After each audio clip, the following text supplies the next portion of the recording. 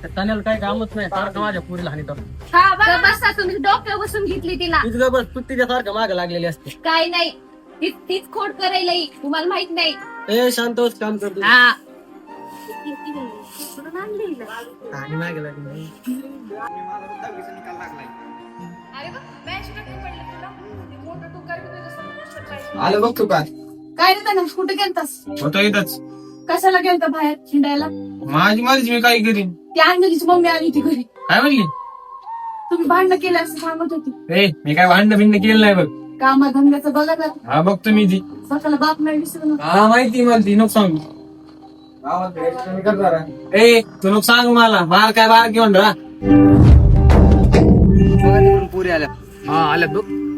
पाहिलं साई मधली बाहेर दिसते ना, एकच नंबर दिसते बरं का, मला आवडली बरं का.